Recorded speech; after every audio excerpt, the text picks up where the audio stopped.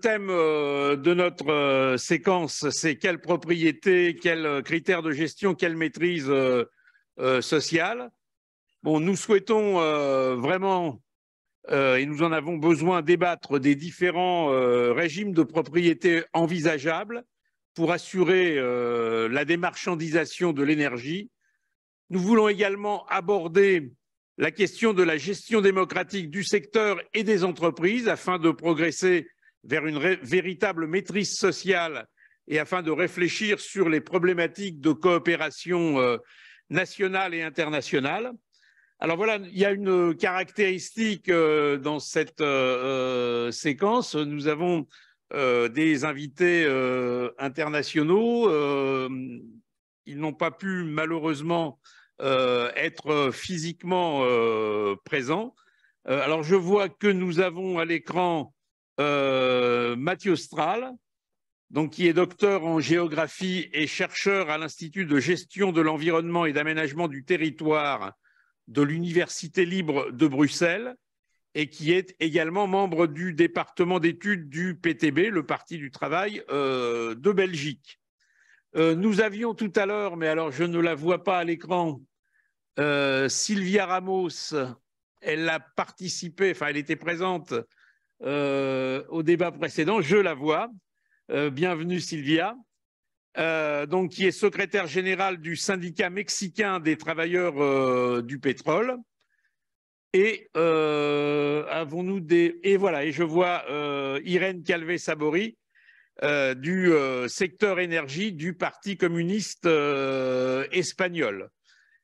Également, mais elle est présente, Marie-Claire Caïto, qui est présidente du groupe CGT du Conseil économique, social et environnemental et qui a fait beaucoup de choses. Elle a été notamment secrétaire et porte-parole de la Fédération de l'énergie CGT et responsable des questions industrielles à la CGT. Voilà, alors, compte tenu des limites de temps qui nous sont impartis, les exposés introductifs devront être concentrés en 10 minutes. Nos invités auront évidemment l'occasion d'intervenir à nouveau dans la discussion. Donc, je vais passer la parole à Mathieu Strahl, donc, qui va être le premier à défricher cette grande question. À vous la parole, Mathieu. Merci beaucoup. Bonjour à toutes et à tous. Vous m'entendez bien? Oui, oui, parfaitement. Très bien. Tout d'abord, je tiens à m'excuser pour mon absence en présence physique à ce colloque qui est indépendante de ma volonté. Je tiens aussi à marquer mon soutien et ma solidarité aux luttes qui sont en cours en France actuellement. Et pour directement entrer dans le vif du sujet, comme on l'a vu pendant le début de ce colloque, la question de la faillite finalement du modèle énergétique néolibéral européen ne fait plus beaucoup de doutes. Maintenant, se pose vraiment la question de, comme vous venez de le dire en introduction, de quelles sont les alternatives. Et dans le cadre de ces alternatives, effectivement, la question de la reprise en main publique du secteur, de sa nationalisation, de sa socialisation, gagne en audience. Mais dans le même temps, beaucoup de questions se posent sur la façon de le concrétiser.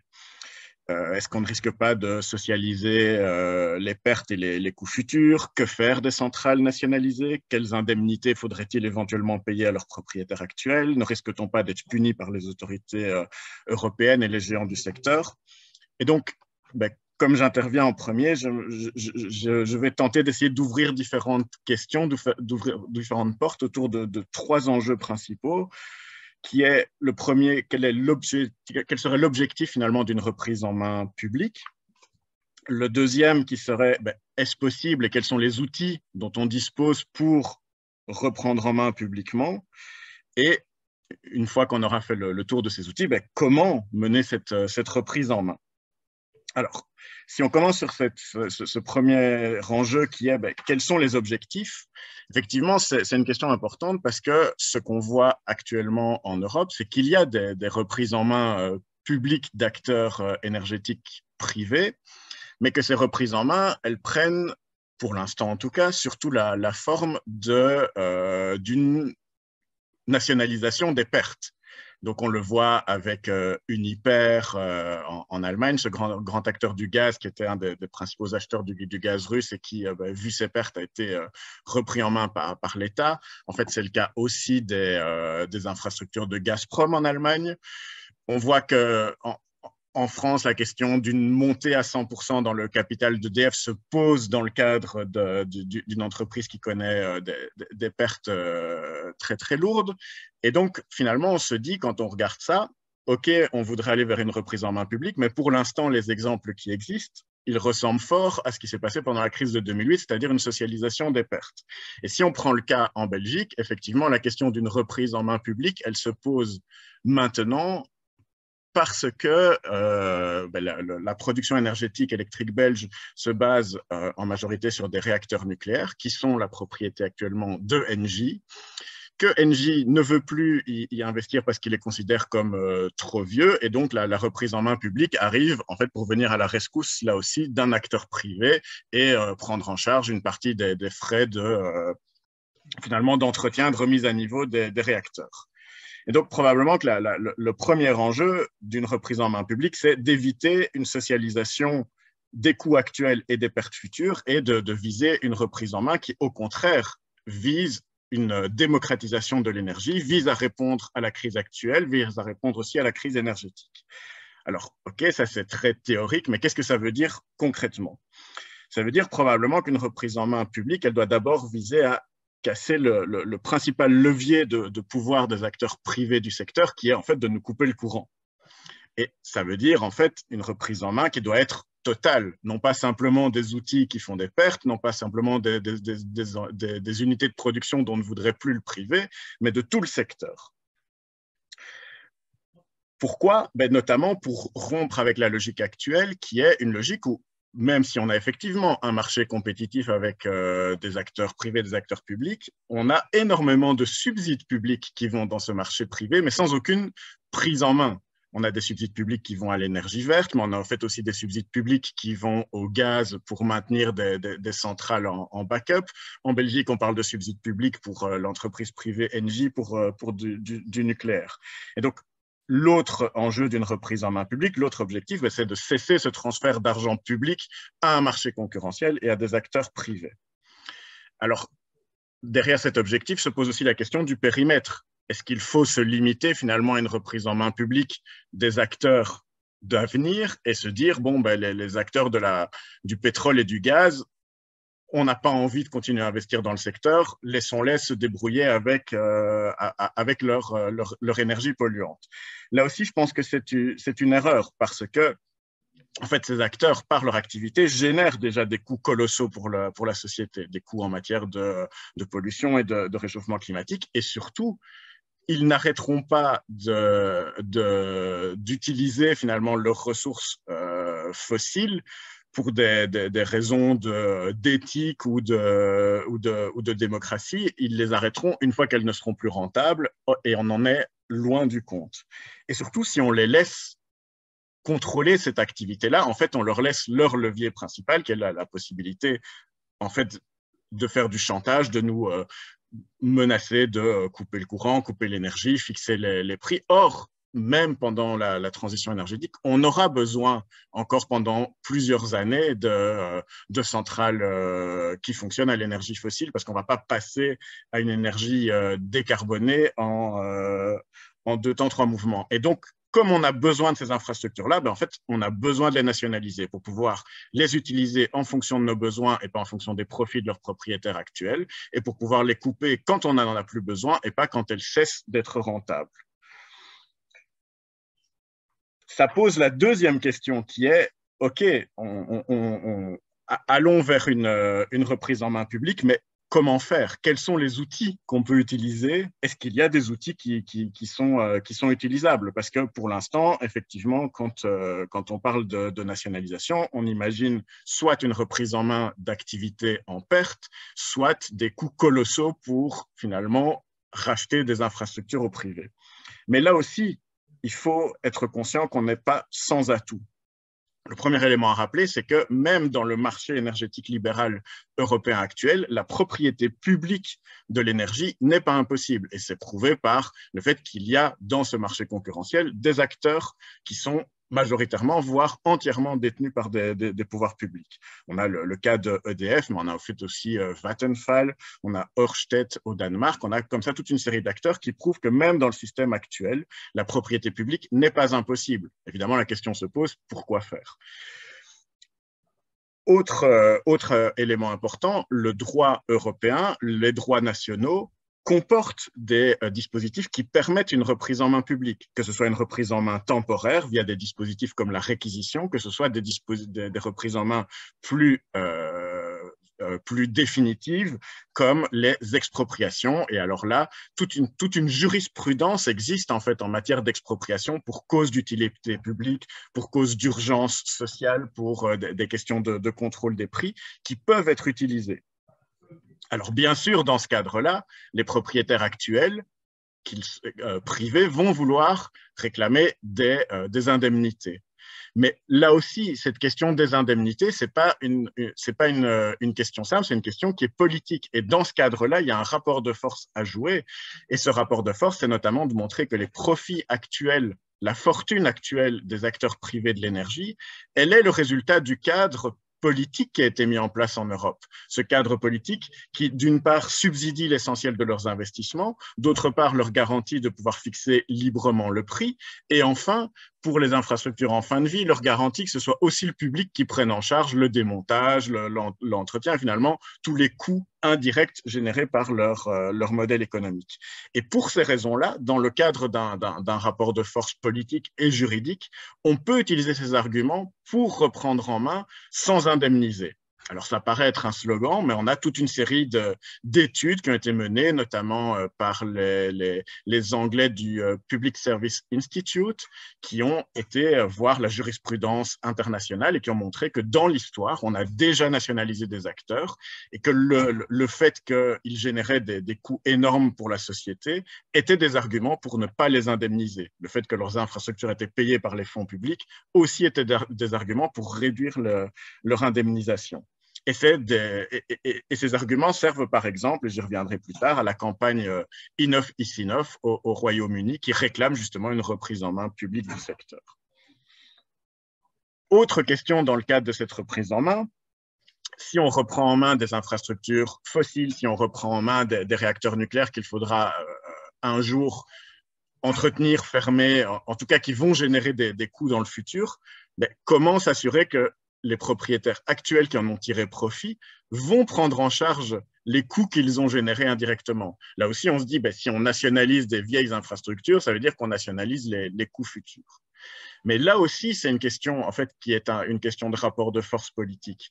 Parce qu'il existe des législations qui sont des législations sur le pollueur-payeur, qui sont des législations sur le passif et les coûts générés par les acteurs économiques, qui permettent même en cas de changement de propriété, de laisser ces propriétaires responsables des coûts qu'ils ont générés et qu'ils vont générer suite à leur activité actuelle. Alors, tout ça, ça reste très théorique, ça reste très académique. Finalement, on voit qu'il existe toute une série d'outils qui nous permettraient de reprendre en main publiquement l'énergie, mais dans les faits, quand ça se passe, on nationalise essentiellement les pertes. Et ça, c'est le troisième point qui est comment reprendre en main publiquement l'énergie. Clairement, cette reprise en main, elle ne va pas se passer au Parlement européen, elle ne va pas se passer dans le conseil d'administration de Engie ou de Total Energy. La question de la reprise en main publique de l'énergie, en fait, c'est une question de rapport de force, c'est une question de lutte des classes.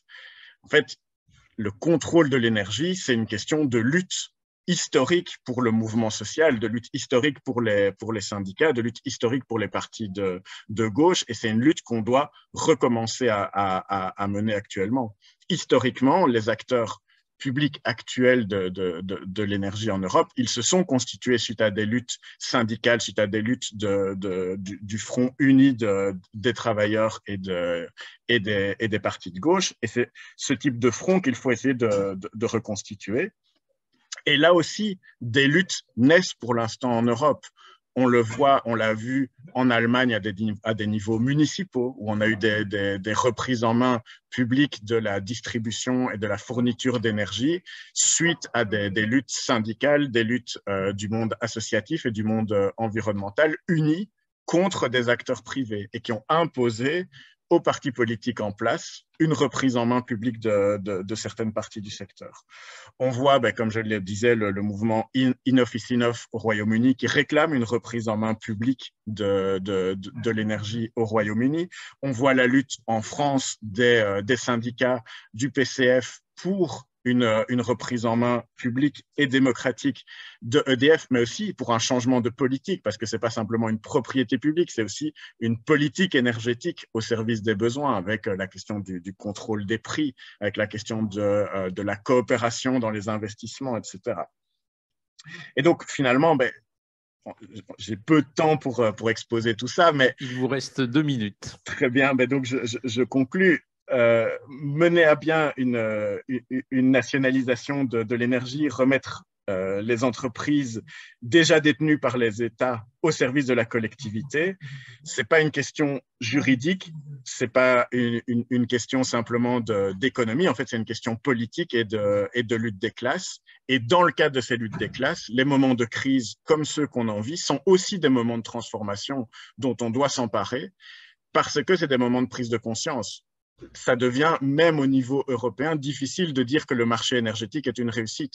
Eux-mêmes sont obligés d'essayer de mener des pseudo-réformes pour essayer de changer le moins possible. Eh bien, emparons-nous de ce moment pour changer le maximum, en fait.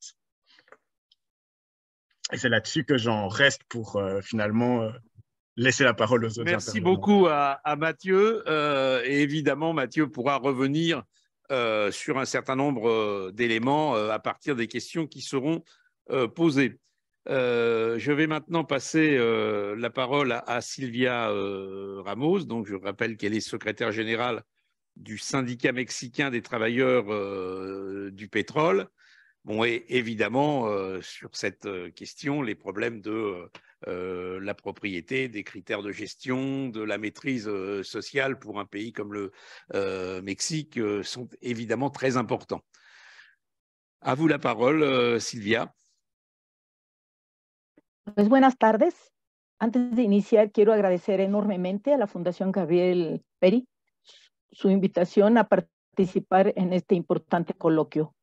Intentaré un breve panorama sobre la industria energética de mi país, su nacionalización, privatización y rescate. Pero antes quiero enviar un saludo solidario a los trabajadores franceses que se encuentran en lucha por la defensa de sus derechos humanos laborales adquiridos.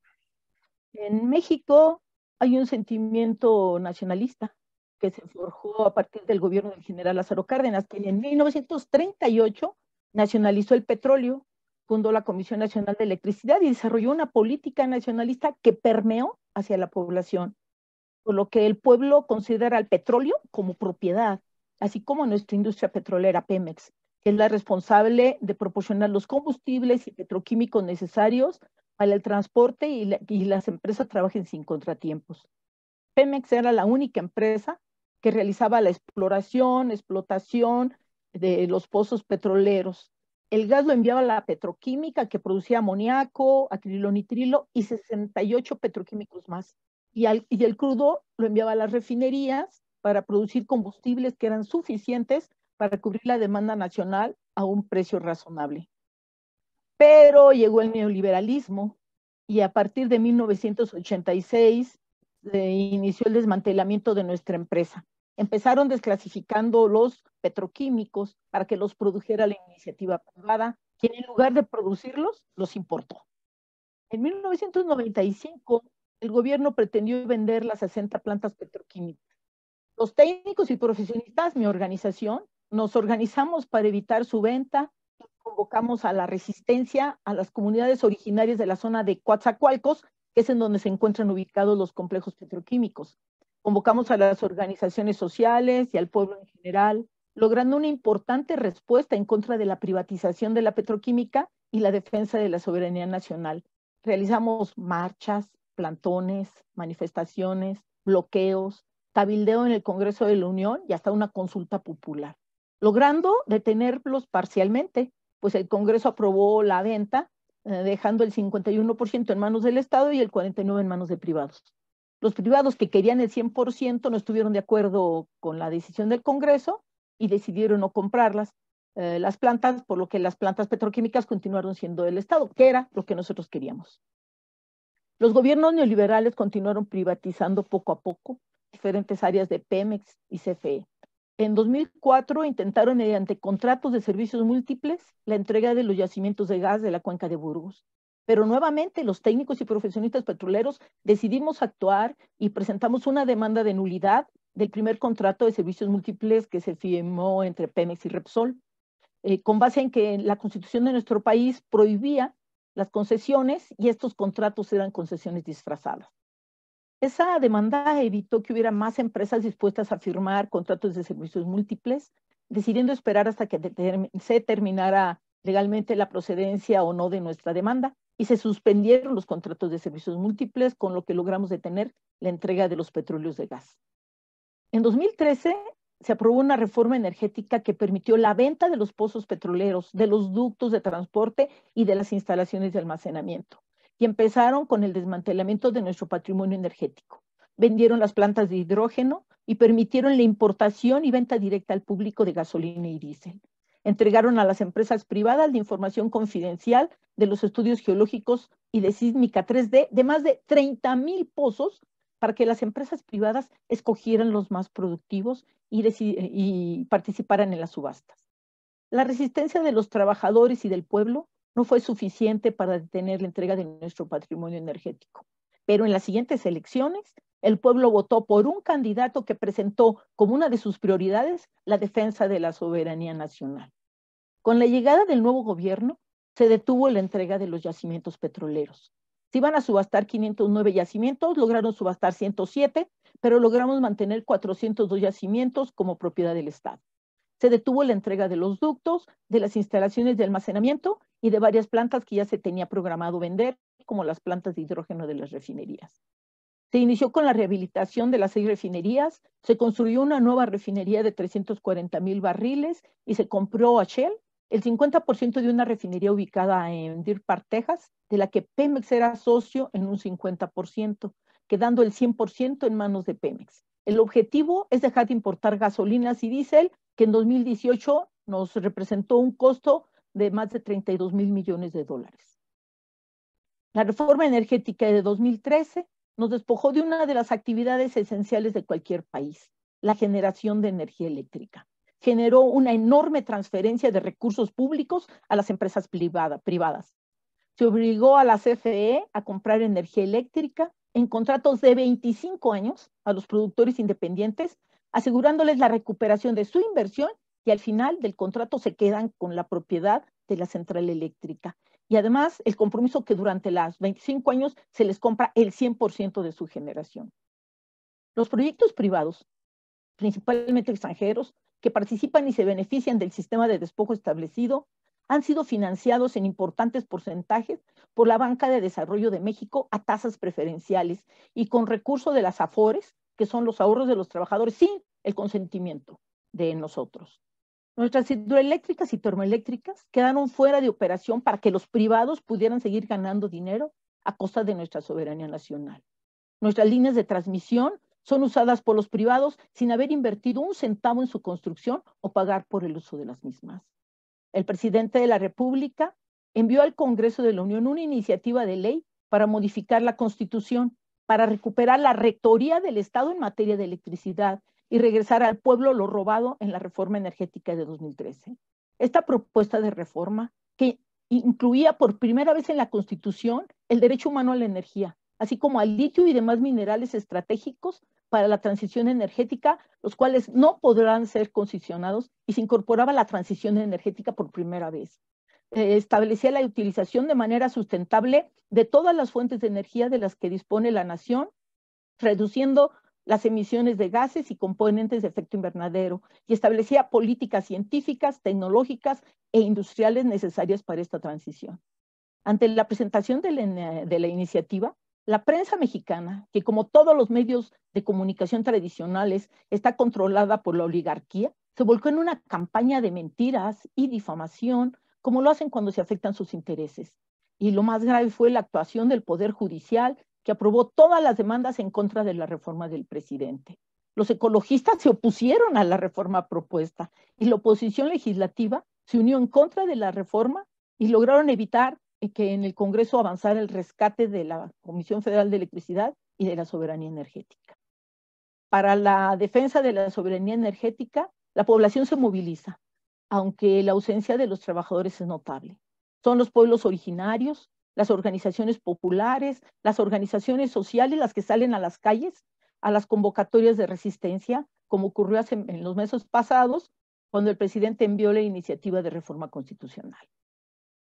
Para nosotros, los técnicos y profesionistas petroleros, la energía es un derecho humano y no puede estar sujeta a las leyes del mercado, pues el mercado tiene como principio la ganancia y el lucro, y la energía no puede ser una mercancía. Es estratégica, y sea cual sea su fuente de origen, eólica, solar, nuclear, geotérmica, hidroeléctrica o térmica, tiene que estar bajo la rectoría del Estado, fuera de las leyes de la oferta y la demanda.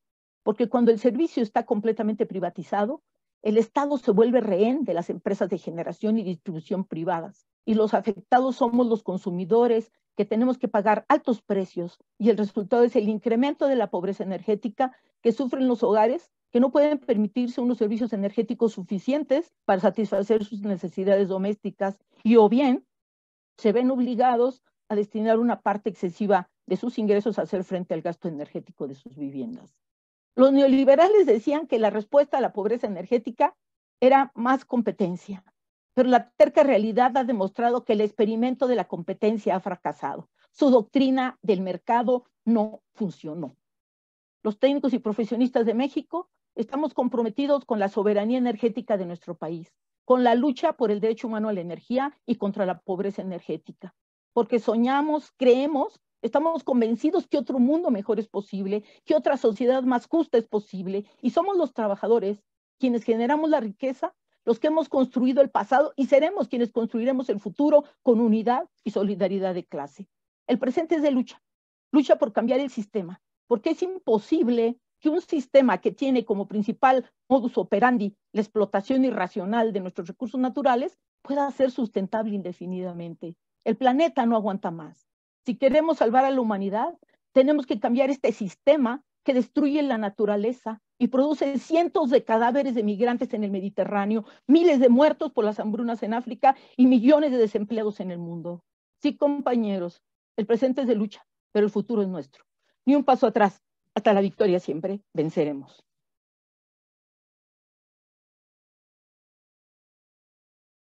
Merci beaucoup à Sylvia.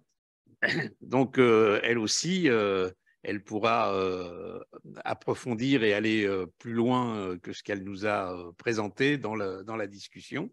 Donc, la parole maintenant à Irene Calvé-Sabori du secteur énergie du Parti communiste espagnol. Merci beaucoup. Est-ce que vous m'entendez correctement? Très bien, non. Oui, oui. Ah ouais, ok, Si, super. si. Parfait, merci beaucoup.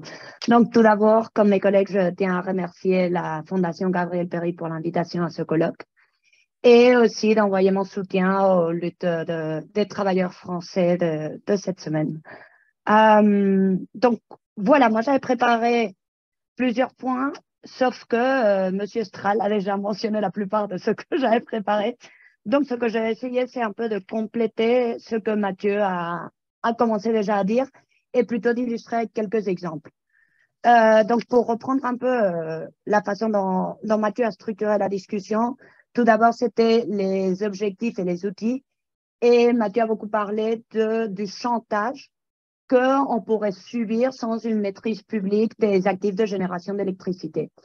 Donc, sur ça, je pense qu'en Belgique et en Espagne, on est un peu dans la même situation qui est très différente de la situation française, qui est une situation où on n'a pas d'entreprise publique de génération, on n'a pas d'entreprise publique de commercialisation, on n'est pas propriétaire des réseaux ni de transport ni de distribution, on est propriétaire de rien, en gros. Ce qui donne quand même un résultat très, très différent à la situation française. Donc, peut-être pour montrer quelques exemples sur ce chantage qu'on peut subir du fait de ne pas être propriétaire de nos actifs de génération. Je posais quelques exemples. D'ailleurs, un exemple que j'ai vu ce matin, c'était en parlant et en faisant un peu le lien avec le panel précédent sur la réforme qui a été proposée pour le marché de l'électricité. Il y a eu des déclarations qui, comme quoi, finalement, la proposition espagnole et française n'a pas été complètement validée. Pourquoi? Parce qu'elle pouvait mettre en danger les investissements et que ça faisait peur aux investisseurs qui allaient fuir. Donc, une fois de plus, on n'a même pas questionné si c'était une bonne ou une mauvaise idée pour les travailleurs, pour les personnes, pour les entreprises, mais plutôt est-ce que c'est la bonne réforme pour être sûr qu'il va y avoir des investisseurs privés. Deuxièmement, par exemple, en Espagne, on a eu, c'était quand? C'était il y a 10 ans, 6 mois, une enchère, d'ailleurs en CFD, pour les énergies renouvelables, pour de l'éolien et pour du solaire. Il y avait un cap sur cette enchère qui disait, OK, tout le monde peut venir bider, mais tu ne peux pas arriver jusqu'à un certain prix. Je ne me souviens plus du chiffre. Qu'est-ce que toutes les entreprises privées ont décidé? Qu'en fait, c'était un cap qui était trop bas, que ça ne leur intéressait pas et que donc, du coup, ils n'allaient pas investir. Donc, il y a eu personne ou presque personne qui a bidé dans cette enchère. Si on avait eu une entreprise publique et on considère que c'est une bonne idée d'investir, bah alors cette entreprise, elle aurait pu venir investir. Ça n'a pas été le cas. Un autre exemple en Espagne et qui, je pense, peut être assez intéressant pour les Français, c'est celle des barrages d'eau et de l'hydroélectricité. En gros, en Espagne, nous, les entreprises privées, elles opèrent sur des concessions sur les barrages d'eau. On est en 2023, donc c'était en 2021, je crois. Quand, au tout début, mais c'était bien avant la guerre de l'Ukraine, etc., mais il y a eu déjà une première montée des prix de l'élec, et ça a été abordé dans la table précédente. À ce moment-là, nous, on a quand même un gros pourcentage, ça peut varier entre 15-20% de l'élec qui est produit par de l'hydro en Espagne. Et donc, du coup, il y a eu une montée des prix très élevée. Et donc, du coup, toutes les entreprises se sont dit, tiens, c'est bien le bon moment pour ouvrir les barrages, utiliser toute l'eau, et voilà. Résultat, il y a eu vraiment une utilisation incroyable d'eau en un lapsus très court de temps. Comme résultat, aujourd'hui, on doit faire face à une sécheresse. Toute cette eau, elle a été employée juste par coup d'opportunité pour maximiser les bénéfices, mais surtout pas pour essayer d'utiliser cette eau pour bénéficier à la population. Pourquoi? À nouveau, maîtrise privée. Si l'opérateur de ces actifs de génération était une entreprise publique ou même l'opérateur du système, est-ce que cette eau n'aurait pas pu être utilisée pour ramener de la flexibilité au système au lieu de juste utiliser quand les prix sont très élevés? Donc voilà, ça c'est quelques exemples qu'on a suivis en Espagne. Je pourrais en nommer encore bien plus, mais je pense que ça suffit. Et puis, moi, je voulais aborder un peu la question de Mathieu sur comment redresser la situation. Je suis complètement d'accord avec votre proposition. Et j'ajouterais même quelque chose. Donc, je crois qu'en parallèle, il faut agir sur deux volets. Donc, premier volet, ce qui a été mentionné déjà par Mathieu, c'est-à-dire voir comment est-ce que l'expropriation d'actifs pourrait se faire, voir comment être sûr que non seulement ces actifs, ils vont être propriété publique, mais que aussi les coûts générés, ils vont bien être payés par le privé. Mais au-delà de ça, je pense que, parce que, soyons honnêtes, ça serait un peu naïf de dire ça va arriver du jour au lendemain. Donc, entre-temps, je pense que pour des pays comme d'ailleurs la Belgique, vous êtes dans la même situation qu'en Espagne, vous n'avez plus d'entreprises publiques. Donc, entre-temps, est-ce qu'il n'y a pas moyen de faire des choses? Et je pense que oui. Donc, notamment, par exemple, je vais prendre l'exemple du solaire rooftop. Le solaire, aujourd'hui, je pense qu'en Belgique, c'est exactement là-bas, en tout cas en Wallonie, rentrons pas en Belgique.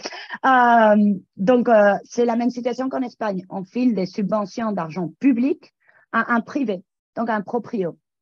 Finalement, sincèrement, une personne ou une famille qui a l'argent pour investir dans des panneaux solaires et qui a un toit, c'est déjà pas la famille dont tu as le plus besoin de subventions.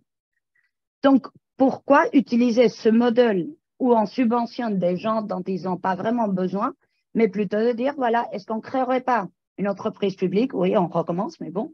Est-ce qu'on ne créerait pas une entreprise publique qui serait propriétaire de ces panneaux solaires et on donne, oui, une compensation pour la location du toit. OK, super. Mais on ne casse pas un sujet qui a été abordé aussi dans la table précédente, qui est la péréquation, qui est essentielle. Et avec ce type de subvention, on est en train de casser la péréquation. Et numéro 2, voilà, entreprise publique. Nous, dans notre cas, ça, c'est pas le même cas qu'en Belgique, mais en Espagne, à nouveau, je reviens en concession des barrages d'eau. Elle dure pendant 75 ans. Soit 75 ou 4 ans, je ne sais plus. Mais bref, il y a des concessions qui sont en train de périmer, qui doivent revenir au public.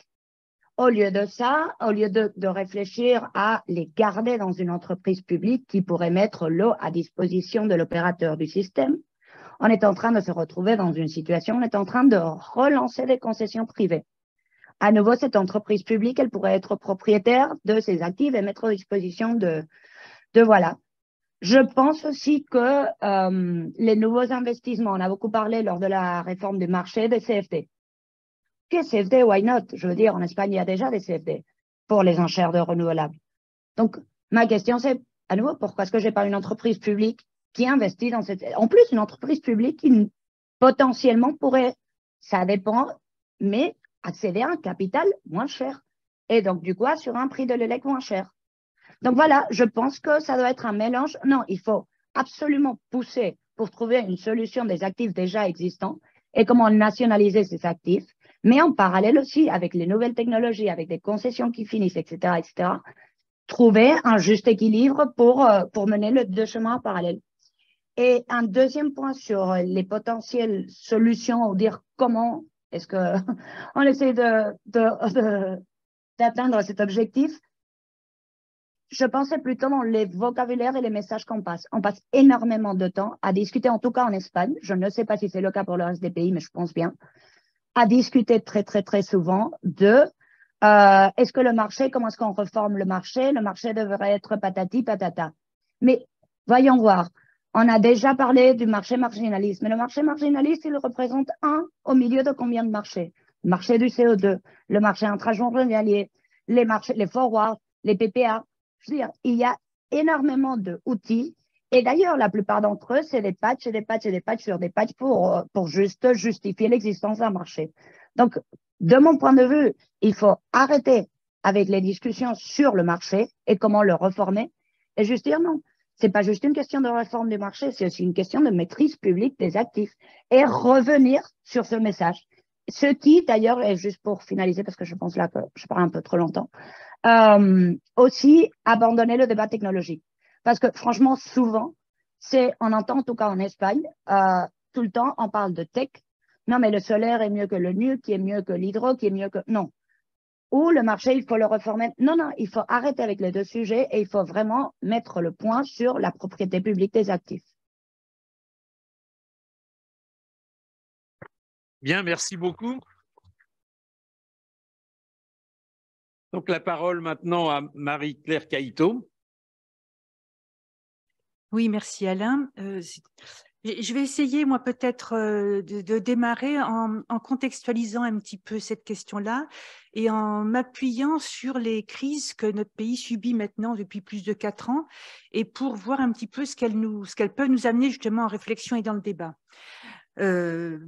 Par exemple, si on redémarre de la crise des Gilets jaunes, une des racines de cette crise, c'est la désindustrialisation du pays qui a eu lieu en particulier, on parle en France de la diagonale du vide qui parle des Ardennes dans les Landes, où il n'y a plus d'industrie, il n'y a plus de services publics, les gens doivent prendre leur voiture pour faire tout ce qu'ils ont à faire.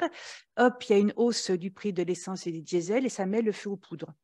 Premier exemple, donc exemple de maîtrise du coût de l'essence et puis également besoin d'industrie. La deuxième crise qu'on a subie dans la foulée, on n'était pas les seuls bien entendu, c'était mondial, c'était la crise du Covid, enfin de la Covid, il paraît que c'est féminin.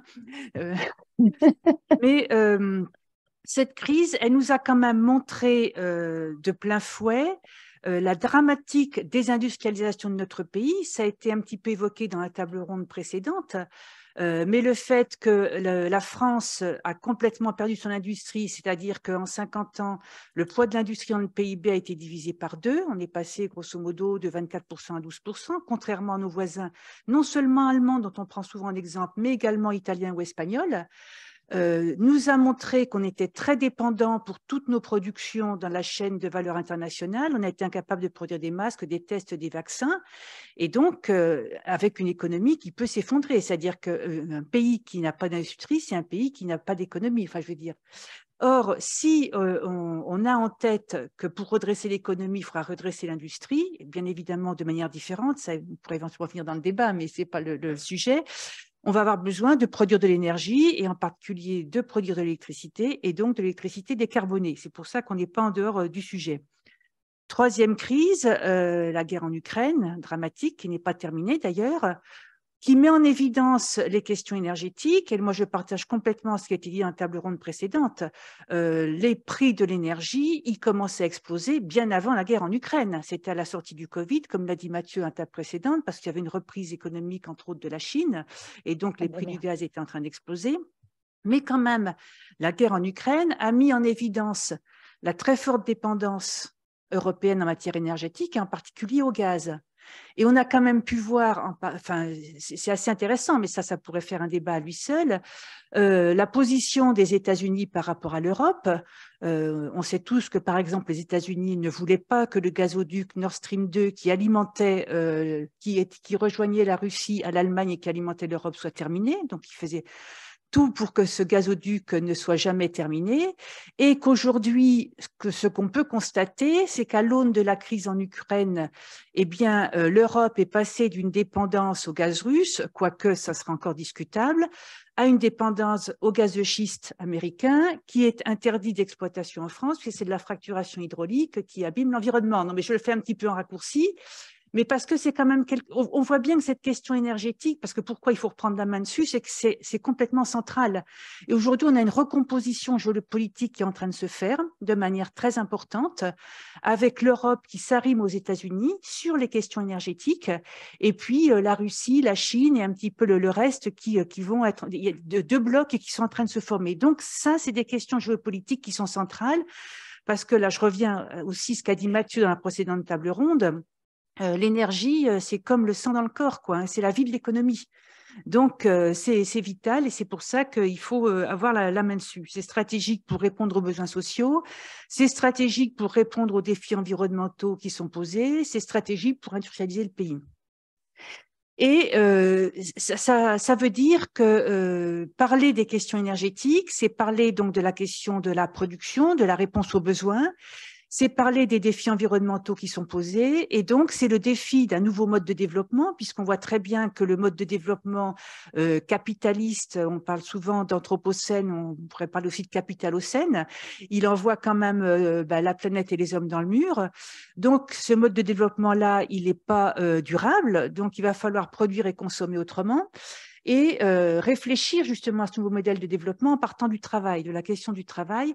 Et je trouve, moi, ce qui est extrêmement intéressant dans la crise démocratique qu'on est en train de vivre à l'heure actuelle, en particulier par rapport à un projet de réforme des retraites qui est contesté par une grande majorité de la population, c'est que c'est la question du travail qui est beaucoup portée, qui est vraiment mise en avant, et je trouve que c'est vraiment un enjeu central pour nous aujourd'hui.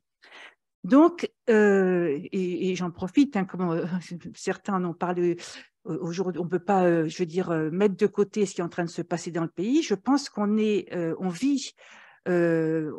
est dans un moment démocratique très dangereux et on vit une période quand même historique, hein, avec ce qui s'est passé hier et qui va continuer à se passer dans notre pays. Alors donc l'énergie, il faut qu'on est persuadé, mais qu'on persuade aussi les citoyens, parce que c'est comme ça qu'on fait leur force. Moi, je rejoins ce qui a été dit par le premier intervenant et puis aussi par les autres, c'est que de toute façon, c'est une question très politique, cette question je veux dire, d'énergie et d'avoir une maîtrise publique de l'énergie. Et donc, c'est une question de rapport de force. Donc, il faut qu'on convainque la majorité de nos citoyens qu'on ne peut pas laisser les questions, enfin, le secteur énergétique aux mains du privé. Donc, il faut vraiment arriver à avoir un secteur énergétique comme un bien public qui est géré collectivement dans le sens de l'intérêt général. Et d'ailleurs, quand on parlait dans la précédente table ronde que l'énergie était devenue une marchandise, c'était un des slogans, nous, qu'on avait à la CGT. Je vois mes camarades de la CGT qui sont là, dans les années 80-90, allez, l'énergie n'est pas une marchandise. Après, on se battait pour le droit à l'énergie, pour qu'il y ait un droit à l'énergie, en disant que l'énergie n'est pas une marchandise, mais c'est un bien vital, et qu'on se battait justement pour que ça soit accessible pour tout le monde. Donc, la question, elle est bien de réfléchir à tous les niveaux, comment on fait pour faire en sorte que le secteur énergétique il soit géré dans le sens de l'intérêt collectif et de l'intérêt général. C'est bien ça la question. Au niveau des territoires, au niveau du pays, au niveau européen, au niveau mondial. Parce que les questions énergétiques, comme les questions environnementales ou de réchauffement climatique, elles doivent aussi se réfléchir au niveau mondial. Par exemple, dans la précédente table ronde, on parlait des ressources fossiles. Les ressources fossiles, elles sont inégalement réparties dans le monde et bien souvent, on les a utilisées, j'allais dire, en les prenant parfois de manière pas pacifique dans les sous-sols des pays africains qui en possédaient, qui considéraient d'ailleurs que c'était une maladie des sous-sols parce que cela apportait plutôt la guerre que le développement. Voilà, donc on avait porté, nous à la CGT à une époque, l'idée de dire que les ressources fossiles, elles devraient être portées comme des biens publics mondiaux de l'humanité à gérer collectivement. C'est pas rien de dire ça, hein. Voilà, mais c'est des choses auxquelles on pourrait réfléchir, comme on pourrait réfléchir à des coopérations qu'on dit mutuellement avantageuses, mais par exemple également avoir c'est l'idée, c'est que plutôt que d'avoir de la concurrence, il faut de la coopération. Il faut avoir, par exemple, des transferts technologiques pour permettre que des pays qui sont en voie de développement, ils aient accès directement à des technologies qui leur permettent d'avoir directement un développement compatible avec les enjeux environnementaux qui sont posés. Donc, c'est toutes ces questions-là qu'on peut poser au niveau mondial, la gestion des ressources, les échanges technologiques, les transferts technologiques, la recherche en termes justement de coopération et non pas de se faire concurrence, c'est toute la question des brevets, enfin, on peut tirer une pelote de fil de laine avec toutes ces choses-là. Après, au niveau européen, bon, je ne vais pas venir dessus puisque ça a été quand même beaucoup dit dans la table ronde précédente, mais enfin, c'est évident qu'il faut sortir l'énergie du marché, on ne s'en sortira pas autrement. Et moi, je partage complètement ce qui a été dit par rapport, entre autres, à l'Allemagne, parce qu'on parle souvent de la Commission européenne, mais la Commission européenne, en fin de compte, c'est quand même l'Allemagne qui impose son point de vue, et l'Allemagne qui a toujours énormément protégé son industrie, et moi, je partage entièrement, enfin, c'est Michel qui l'a dit. Pour l'Allemagne, ça ne serait pas supportable qu'il y ait un avantage concurrentiel pour la France, l'énergie et l'électricité en particulier, le prix de l'énergie et le prix de l'électricité, c'est un avantage concurrentiel au niveau industrie. D'ailleurs, on le voit aujourd'hui, hein. On le voit aujourd'hui en France avec la hausse des prix de l'énergie et de l'électricité, les électro-intensifs qui arrêtent de fonctionner et qui disent qu'ils vont délocaliser. C'est d'ailleurs très inquiétant au niveau industriel, hein, parce qu'il y en a qui vont partir aux États-Unis, qui vont partir ailleurs, donc l'industrie ne va pas se redresser du jour au lendemain. Donc l'Allemagne, elle ne pouvait pas supporter que la France ait un avantage compétitif par rapport à elle avec les prix de l'énergie. C'est pour ça qu'elle a essayé et qu'elle est arrivée jusqu'à présent à sabrer cet avantage, et entre autres la question du nucléaire. On le voit avec le combat qu'il y a eu au niveau européen avec la taxonomie, enfin je veux dire, ou les aides d'État, c'était ubuesque, hein. Accepter de mettre le nucléaire dans la taxonomie si on met le gaz, enfin bon, on pourra revenir dessus, mais voilà. Donc, l'idée, c'est bien qu'il faut arriver à reprendre la main sur ce secteur. Alors, pour la France, bien évidemment, il y a eu des intervenants différents, parlant Belgique, Espagne, Mexique. Donc, pour la France, nous, on parle d'appropriation sociale, de maîtrise publique. Alors, ça peut prendre différents termes, hein. On porte l'idée d'avoir un pôle public de l'énergie, un service public. Mais l'idée qui est derrière, c'est d'avoir, parce que on a en France l'expérience de la nationalisation de l'énergie, et certains disaient, vous voyez, ça n'a pas forcément marché parce que les entreprises nationalisées sont comportées comme des entreprises privées. Sauf que plus qu'une nationalisation, on a eu une étatisation en fait du secteur. C'est-à-dire qu'on a eu l'État qui possédait les entreprises et qui ne jouait pas son rôle, bien au contraire d'ailleurs. Donc nous, ce qu'on revendique, c'est d'avoir une nationalisation, mais en allant encore plus loin, c'est-à-dire une appropriation sociale. C'est-à-dire que c'est non pas seulement la propriété des entreprises, mais c'est comment on fait intervenir dans les choix de gestion, dans les décisions stratégiques, les salariés, les travailleurs à tous les niveaux, mais également les élus, les collectivités, les représentants des usagers et ainsi de suite. Donc, c'est vraiment comment on arrive à mettre en place cette idée. Alors, on avait développé l'idée de pôle public pour dire qu'il faut vraiment travailler sur tout le secteur énergétique à la fois pour justement arriver à faire évoluer le mix énergétique de la bonne façon, en même temps des avancées technologiques, et pour maîtriser la cohérence de l'ensemble.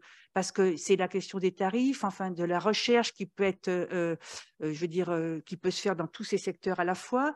Donc voilà, arriver à trouver l'optimum. Donc c'est pour ça que l'idée, c'est de travailler sur tout le secteur énergétique et pas que sur l'électricité, mais également, bien entendu, sur le charbon, il y en a plus, mais sur le pétrole et ainsi de suite. Et donc, j'ai presque fini. Donc, un pôle public de l'énergie ou comment dire, une appropriation sociale du secteur, donc qui se fait à travers des entreprises dont on a la propriété et sur lesquelles on peut agir, et on peut agir à tous les niveaux. Donc, bien entendu, il faut qu'on ait un cadre de cohérence nationale, c'est-à-dire qu'un État stratège qui puisse nous donner une vision à long terme de comment il voit le secteur énergétique. Ça veut dire quoi, comment il voit le secteur énergétique? Ça veut dire qu'il faut qu'on définisse quels vont être les besoins du pays, mais pas à 5-6 ans, à 10, 20, voire 50 ans. Parce que les questions énergétiques, on a tendance, c'est vraiment du long terme, hein. Si on parle par exemple du nucléaire, il faut raisonner à l'horizon du siècle. Le temps de construire une centrale, de l'exploiter, une centrale est peu restée en exploitation 60, 70, peut-être 80 ans, de la démanteler. Donc, l'ordre de grandeur du temps, c'est ça. Le raisonnement, il est au niveau du siècle. Donc, il faut qu'on puisse avoir une prévision à long terme et en particulier de la définition des besoins. Bon, cette question, par exemple, des besoins, c'est une question qui est éminemment démocratique, hein, de savoir quels vont être les besoins. J'ai entendu parler dans la table ronde précédente, bon, c'est évoqué, ça, le terme n'a pas été donné exactement comme ça, mais la question de la décroissance. Donc, c'est un vrai débat, ça, cette question des besoins, mais c'est un débat démocratique, hein. Et donc après, eh bien, en fonction des besoins et des prévisions qu'on a, et en particulier du besoin de réindustrialiser le pays, parce que si on réindustrialise pas le pays, on ne redressera pas l'économie, on ne recréera pas des emplois stables, qualifiés, bien payés, et ainsi de suite. Eh bien, on regarde les moyens de production qu'il va falloir mettre en place, comment il va falloir faire des interconnexions, comment on peut effectivement travailler aussi au niveau européen en coopération, parce qu'il y a beaucoup de choses, même si on n'a pas les mêmes mix énergétiques au niveau européen, on peut quand même travailler ensemble sur les interconnexions, sur l'efficacité énergétique, sur la recherche, sur des groupements d'achat pour le gaz. Enfin, il y a des tas de sujets sur lesquels on peut travailler ensemble. Et après, donc, avoir vraiment une déclinaison de ce pôle public, de ce service public de l'énergie dans les territoires, parce que dans la loi d'ailleurs de nationalisation, il avait été prévu d'avoir une décentralisation, mais ça n'a pas pu aller jusqu'au bout. Donc, enfin, moi, je pense qu'à partir du moment où on fixe un cadre de cohérence nationale, il faut après que les questions, elles soient traitées au plus près des gens, dans les territoires, là où on implante les moyens de production, entre autres, et donc qu'il puisse y avoir vraiment des comités démocratiques qui soient mis en place sur les enjeux énergétiques avec les travailleurs du secteur, avec les élus, avec les collectivités locales, les représentations des usagers. Et je crois d'ailleurs qu'il y a quelque temps, le Parti communiste français avait proposé une loi, un projet de loi avait travaillé un peu dans ce sens-là pour voir comment pourrait s'écrire une loi pour proposer un pôle public de l'énergie. Donc voilà quelques idées pour lancer le débat. Merci beaucoup à Marie-Claire. Alors voilà, nous avons eu 4 introductions tout à fait intéressantes qui donnent beaucoup d'éléments pour la discussion. On a beaucoup de sujets à prolonger, à approfondir, éventuellement à discuter avec des nuances, des désaccords, etc.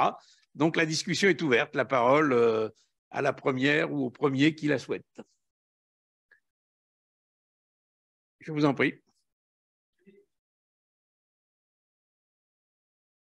J'ai beaucoup apprécié un certain nombre d'analyses et de conclusions cet après-midi, mais j'ai quand même un grand souci, j'ai peut-être beaucoup de candeur.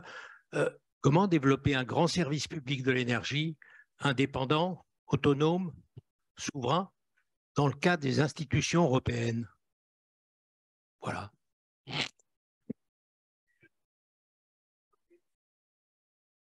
Faire le lien avec la question qui venait de poser et la toute dernière intervention, pourquoi n'a pas été davantage exploité un rapport qui avait été demandé au niveau de l'Europe, et notamment qui avait été demandé par le groupe GENGL, notamment par Marie-Pierre Vieux.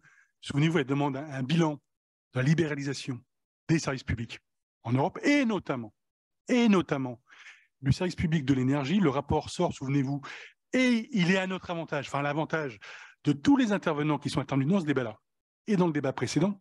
Il sort, souvenez-vous, on est en avril, tout début mai 2019, à quelques semaines des élections européennes. Et pourquoi a-t-on donné aussi peu d'écho à ce rapport, alors que les gens qui avaient travaillé et qui étaient avertis sur ce rapport le trouvaient bon, intéressant, audacieux?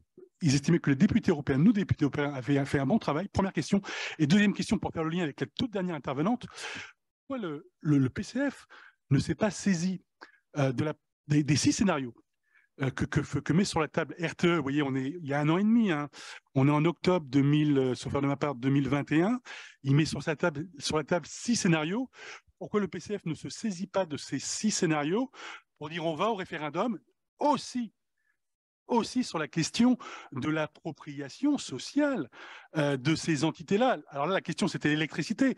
Mais pourquoi on ne s'est pas saisi donc de ces 6 scénarios pour en dire, voilà, on en choisit 1, 2, 3, 4, c'est 2. On va au référendum, on va à l'élection présidentielle avec ça, référendum. Débat public. Je crois que oui, vas-y. Ouais, Olivier Frachon, je suis retraité des IEG aussi. Mais je voulais rebondir, moi, sur ce que disait Marie-Claire, et notamment sur la question donc, la réappropriation publique. Est-ce que c'est un pôle public ou est-ce que c'est une EPIC? Il y a plusieurs propositions, y compris syndicales, sur le débat. Et après, je me posais la question, parce que tu le dis aussi, cette question-là, elle ne peut pas être résolue sans un rapport de force. Je dirais, il ne s'agirait pas simplement d'un référendum pour savoir est-ce qu'on doit renationaliser et comment les entreprises des industries électriques et gazières ou du pétrole ou de l'énergie, mais c'est comment construire un rapport de force et d'une certaine façon, comment impliquer les salariés, mais aussi les usagers dans cette bataille politique et dans ce contenu. Et là, avec effectivement, et je partage aussi ce que dit Marie-Claire, les EPIC d'auparavant, ce n'était pas un modèle forcément à répliquer aujourd'hui. Moi, pour y avoir travaillé, je me souviens, y compris, qu'on avait ce que j'appellerais moi quelques tendances léninistes ou jacobines. C'est-à-dire qu'on était bien content que la politique énergétique, elle se décide au niveau national et qu'il y ait une entreprise nationale chargée de la mettre en œuvre. Sauf que cette entreprise nationale, c'était décidé nationalement et on se réjouissait aussi que ce qu'on appelait les EPRD, les établissements publics de réseau de distribution, n'ait pas été effectivement parce qu'il fallait que ça soit la souveraineté nationale qui décide et pas le local. Donc, je veux dire, avec cette question-là, y compris historiquement, on a apporté un modèle quand même très jacobin. Donc, comment aujourd'hui on pose un modèle qui ne soit pas jacobin alors qu'on est aussi sur des systèmes qui nécessitent une coordination et une échelle nationale? Et je voudrais finir. J'habite en région parisienne, mais il m'arrive aussi de passer pas mal de temps dans un département des Hautes-Alpes où il y a beaucoup de gens qui résistent à la marchandisation. Alors, ils résistent à des lignes que veut passer RTE, ils résistent à des golfs qu'on veut, etc. Donc, ils sont assez mobilisés. Je dis plutôt tendance ZAD. Et ces gens-là, ils vivent EDF ou même Enedis, qui est encore 100% public, comme étant une des représentants de l'État qui viennent imposer les choix sur lesquels ils sont contre. Donc comment on fait avec ces gens qui sont aussi en résistance, qui, y compris parfois, subventionnent des centrales hydrauliques municipales avec l'idée qu'ils vont produire leur propre énergie? Comment on fait pour rallier et construire avec ces gens-là ce service public dont on veut qu'il soit démocratique et qu'il soit à la fois à la maille du système national, mais aussi à la maille du local et des régions?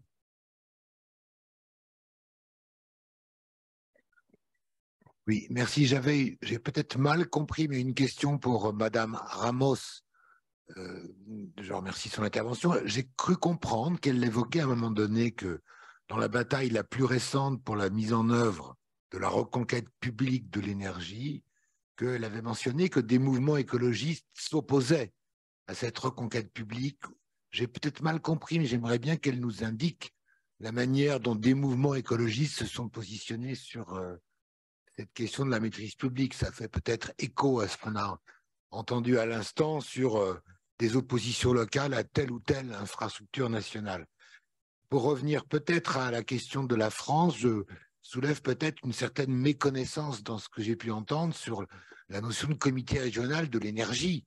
Qu'en est-il des planifications nationales et régionales? Nous avons énormément d'outils de planification en France. À 2050, sur les besoins, une stratégie bas carbone, des programmations pluriannuelles de l'énergie, des déclinaisons régionales en cours de révision. Donc tout ça va se rediscuter en 2023, au second semestre. Ça me semble extrêmement important qu'on articule le régional et le local. Et enfin, une question peut-être pour soit Madame Calvet pour l'Espagne ou éventuellement ou Mathieu Kroll pour la Belgique, mais ça vaut également pour Marie-Claire Caïto pour la France. Et qu'en est-il de la maîtrise publique de choses comme l'import et l'export des énergies fossiles? Qui décide? Qu'est-ce qu'on fait des avoirs d'entreprises à capitaux nationaux qui sont des transnationaux, qui sont autant de gisements gaziers ou pétroliers à l'autre bout du monde? Qu'en est-il de la souveraineté nationale, de la rente pétrolière ou gazière de tel ou tel pays à l'autre bout de la planète, alors même qu'on a des capitaux de transnationales qui feraient l'objet d'une nationalisation ici? Il faut bien comprendre qu'on a affaire en face de nous à un marché non seulement européen, mais mondial, sur une série d'enjeux. Enfin, par exemple, je prends l'hydrogène pour signaler que dans l'ensemble des flots de subventions publiques européennes et nationales sur l'hydrogène, il est bien la question d'avoir des réseaux transeuropéens d'hydrogène qui font de l'importation de la pointe sud de l'Afrique, qui vont faire l'objet de subventionnements publics. Qu'en pensent les pays africains concernés? Je crois que notre ami de l'EPSU en a parlé à la table ronde de ce matin, avant la pause.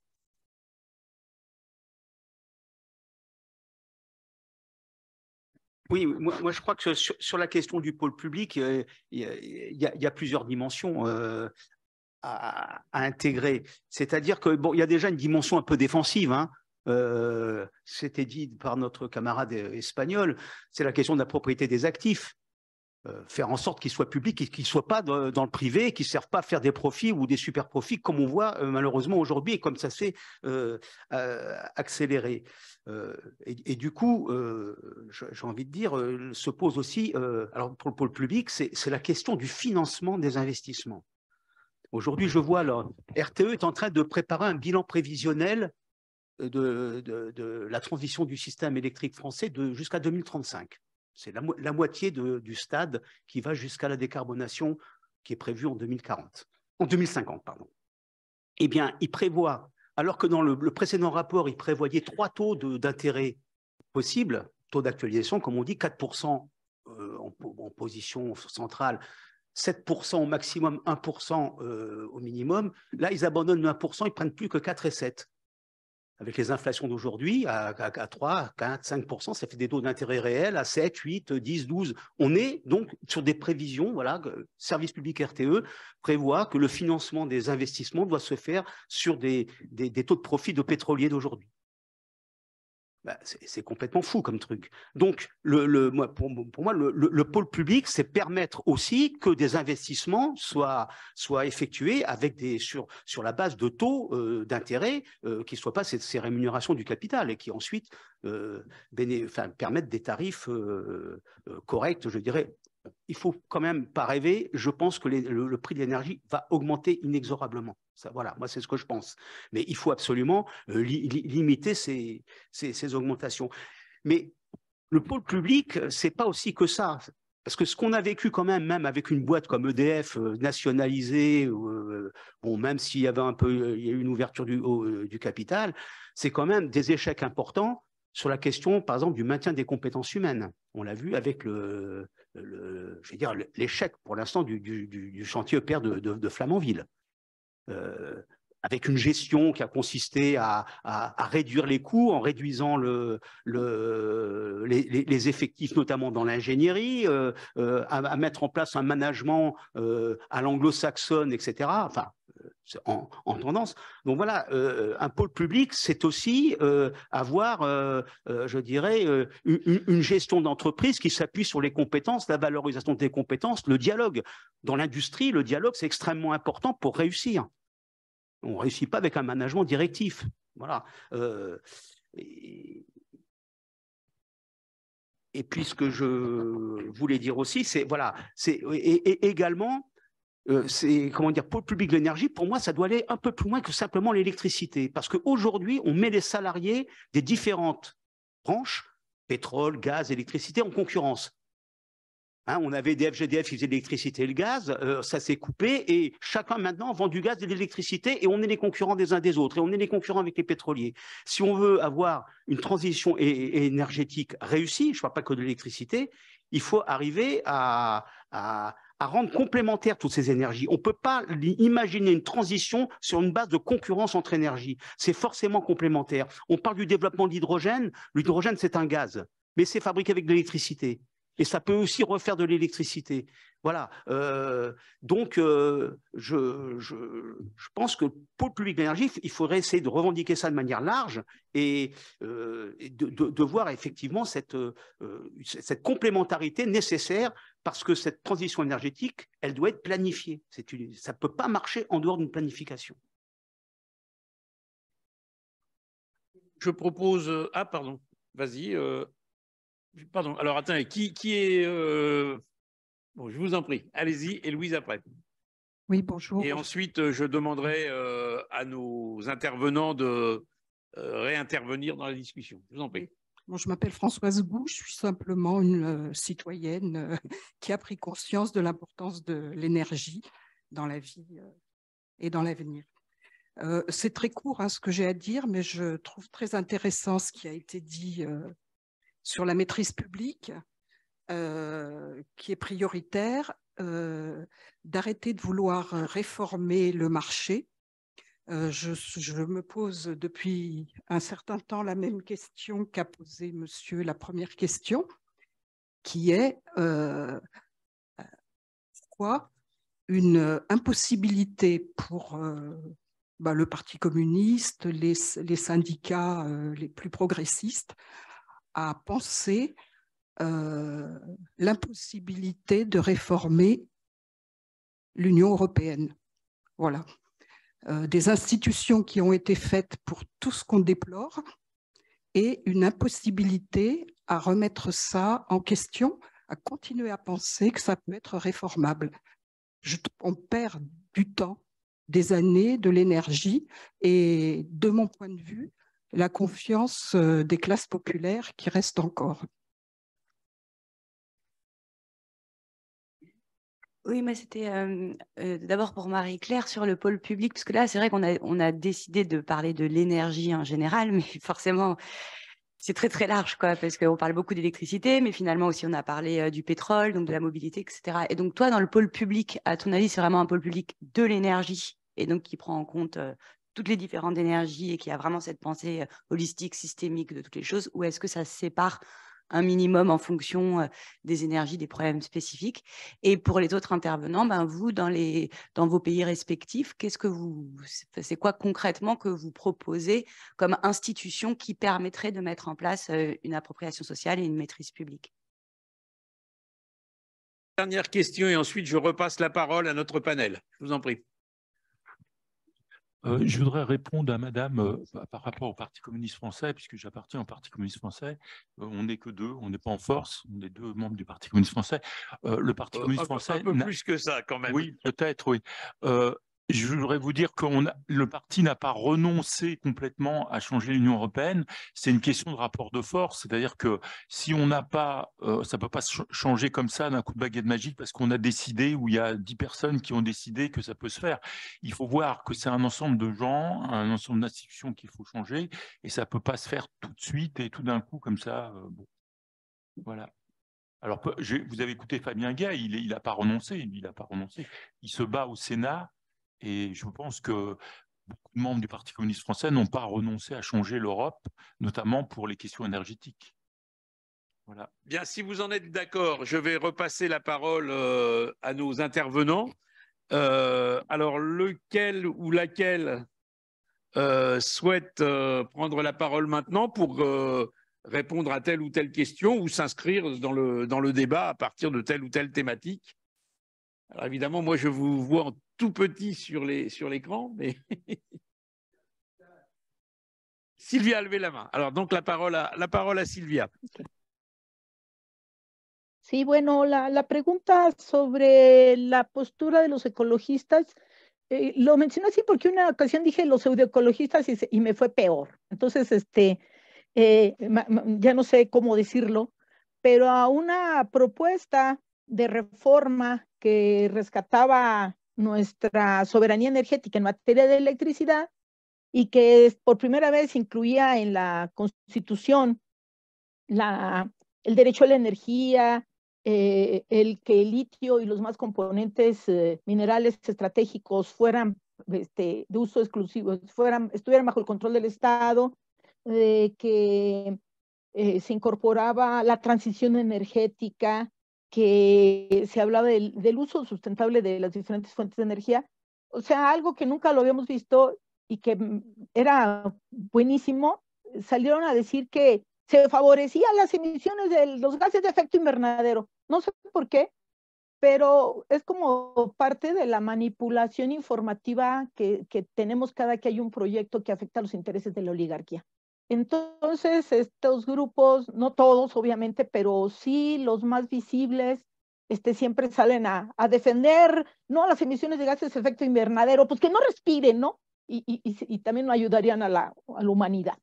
Pero esta postura influye también en la gente, porque no, gases de efecto invernadero, no se habla, por ejemplo, de que está un proyecto, el más grande de Latinoamérica, que va a generar 1000 megawatts de energía solar en Puerto Peñasco, Sonora. O sea, no se dicen las cosas favorables, siempre se habla en contra de lo que a ellos les afecta y entonces agarran argumentos ecologistas y demás, ¿no? Y bueno, sí se refiere a la última reforma que pretendió el presidente para rescatar la soberanía energética. Sí, ahí fue donde se presentaron esta situación, que además se vuelven cotidianas, ¿no? Porque siempre la oligarquía utiliza todos los medios a su alcance para denostar o desprestigiar las propuestas que se hacen, que benefician a la población. Y sobre el debate de la nacionalización, que no podemos cambiar el Parlamento Europeo y que cómo le vamos a hacer, nosotros tenemos una consigna que nos salva la vida y siempre nos aferramos a ella. Si luchamos, podemos perder, pero si no luchamos, estamos perdidos. Y si luchamos, si no nos rendimos, vamos a ganar, porque la única lucha que se pierde es la que se abandona. Así que si no abandonamos la lucha, no tenemos otro camino que la victoria, compañeros. Gracias. Merci Sylvia. Quel autre intervenant souhaiterait dire quelques mots? Peut-être Irène avait été, on lui avait posé une ou deux questions. Ouais. Je peux reprendre là. Mathieu. Allez-y. Ok, merci beaucoup. Écoutez, j'ai essayé de noter la plupart des questions. Par contre, voilà, si je rate quelques-unes, je suis déjà désolée. Premièrement, sur la question qui a été posée sur comment avoir une maîtrise de l'énergie indépendante, souveraine, etc., dans les institutions européennes, je peux juste répondre que, en effet, ça va être très compliqué et que je vois difficilement ça marcher. Donc, oui, ça va de soi s'il y a un questionnement aujourd'hui des politiques énergétiques de l'Union européenne, ça devient très rapidement un questionnement même de l'Union européenne et de son fonctionnement. Deuxième point, il y a eu pas mal de questions sur la réappropriation publique et qu'est-ce que ça veut dire, etc. Moi, sur ce volet, donc il y a plusieurs sujets. Premièrement, il y a la question de comment faire que la population soit impliquée sur les discussions énergétiques, etc. Donc ça, en Espagne, on a une très, j'allais dire bonne expérience, mais en effet, c'est une très mauvaise expérience, mais qui a, pour la première fois, la population elle est vraiment impliquée dans des questions non seulement énergétiques, mais électriques, et ça vient de 2 points. Premièrement, la hausse des prix, où en Espagne, à différence de la France et de la plupart des pays, notre tarif régulé, il est directement indexé au tarif wholesale, au tarif des enchères journalières. Donc, évidemment, ça a été une translation directe de tout le drame qui est arrivé l'année passée. Donc, de un, la population elle a commencé à comprendre, on a les prix horaires. Donc, elle a commencé à comprendre l'implication des prix horaires, que si tu utilises une machine à laver à 14 heures ou si tu l'utilises à 21 heures, ça peut faire 7 centimes d'euros du kilowattheure ou 70 centimes d'euros du kilowattheure. Et deuxième point, c'est les conflits territoriaux que sont en train de créer les grosses centrales de solaire et les grosses éoliennes. En Espagne, c'est vraiment un sujet là qui est en train de faire bouger absolument toutes les collectivités, tous les territoires, et c'est vraiment un très grand sujet. Donc, tout ça pour dire que, premièrement, pour une appropriation publique, je crois qu'il faut que la population comprenne les implications d'une décision ou d'une autre sur leur propre vie. Et jusqu'à présent, étant donné le bas prix de l'électricité, ils n'étaient pas très impactés, ou les grosses centrales à gaz, basta, quoi. Mais étant donné ces deux sujets, il y a déjà une partie de réappropriation. Aussi, je voulais une des personnes qui est intervenue a mentionné la planification, et c'est quelque chose que j'ai oublié dans mon intervention précédente. On est en train de parler, j'ai beaucoup parlé de maîtrise publique, de propriété des actifs, mais il y a un volet qui est complet et totalement nécessaire, c'est la planification souveraine des États sur notre système énergétique, non seulement électrique, mais énergétique. Et là, par exemple, en Espagne, voilà, nous, on a un plan, comme tous les pays, on a l'obligation de soumissionner à l'Union européenne un plan national d'énergie, climat, blablabla. On en a un, on est en train de l'analyser. Ce plan, il a des hypothèses de combien de renouvelables on devrait installer d'ici à 2030. On va atteindre le double de solaire juste en 2025. Donc, cette idée on a une planification qui est indicative, et puis c'est le marché qui, grâce à des incentives, va réussir à atteindre cette planification, elle est complètement absurde. Et je pense qu'il faut juste regarder le passé, le présent et extrapoler pour analyser le futur où ça ne va pas marcher. Il faut arrêter avec ça. Et puis, juste un sujet qui a aussi apparu, qui m'apparaît très intéressant, c'est sur la colonisation, la néocolonisation, appelons ça comme on veut. Non seulement en Namibie, mais moi j'étais il y a 2 semaines à Angola ou 3. À Angola, ils sont en train aussi de proposer non seulement de la production d'hydrogène pour l'industrie allemande, mais aussi des grandes lignes de transmission depuis Inga 3, qui est censé être un énorme barrage au Congo pour produire de l'hydrogène. Et c'est des situations complètement et totalement déconnantes quand on sait qu'à la République démocratique du Congo, il n'y a presque pas d'accès à de l'électricité en dehors de Kinshasa. C'est vraiment outrageant.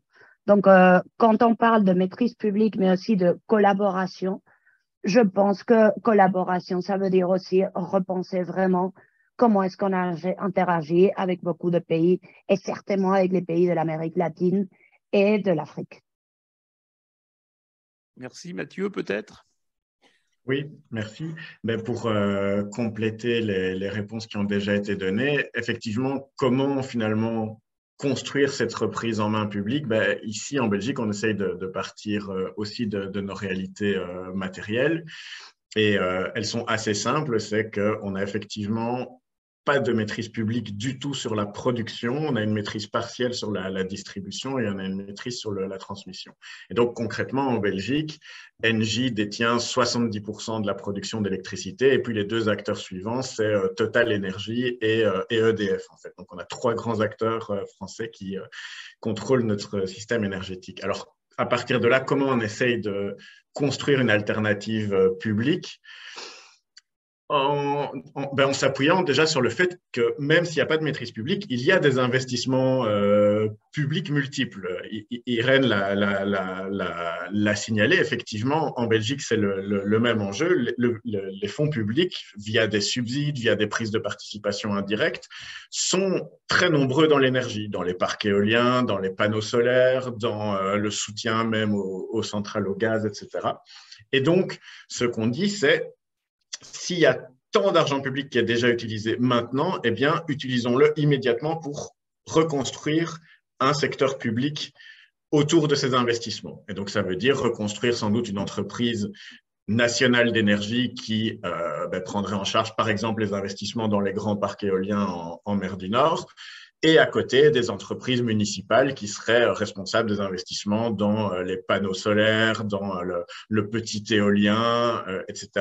Mais pas dans une logique de compétition, mais vraiment dans une logique structurée.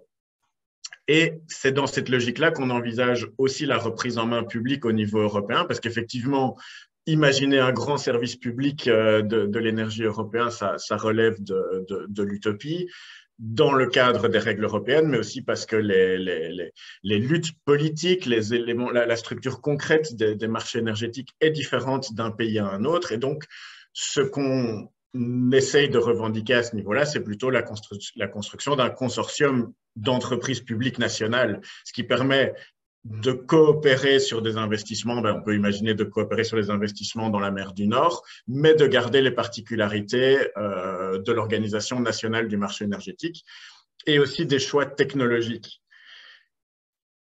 Et là, je pense qu'effectivement, Irène avait aussi soulevé cette question-là. Ce qu'on essaye de combattre aussi, c'est le fait de se laisser enfermer, notamment par la droite, dans un débat technologique. En Belgique, c'est très, très clair. La droite essaye de tirer tout le débat énergétique sur la question sortie ou non du nucléaire. Et les investissements verts vont-ils faire monter ou pas les prix de l'énergie? Mais en fait, quand on regarde à qui profitent ces choix, c'est en fait assez simple. Si on reste dans le nucléaire en Belgique, c'est Engie qui va gagner la partie parce que Engie est propriétaire de toutes les centrales nucléaires. Si on sort du nucléaire en Belgique, c'est aussi Engie qui est le principal propriétaire des centrales au gaz et qui a prévu de recevoir des subsides publics pour en construire des nouvelles. Et quand on construit des parcs éoliens en mer du Nord, c'est aussi Engie qui est le premier propriétaire. Et donc, le premier enjeu, il n'est pas technologique, il est vraiment politique. C'est la reprise en main du secteur, quelles que soient les technologies. Après, on peut avoir un débat sur les technologies au niveau national, entre États, etc. Mais pour nous, c'est pas le premier point, c'est même un point qu'il faut sans doute éviter si on veut avancer. Et alors, du point de vue matériel, on essaye aussi, partant de à peu près, entre guillemets, à peu près rien en Belgique, de se baser sur ce qui a l'air de fonctionner le mieux ou le moins mal en Europe. Et on présente, par exemple, le cas du Danemark, pas comme notre idéal, mais en disant, voilà, au Danemark, on a un réseau de transmission de l'énergie qui est public et on a une entreprise de production où l'État a gardé une part majoritaire et cette part est même protégée par la loi. Alors, ça n'a pas permis au Danemark de sortir du capitalisme, mais ça lui a permis de mener une planification de ses investissements dans les énergies vertes qui est meilleure que celle des autres États européens grâce à cette maîtrise publique, même partielle, même imparfaite.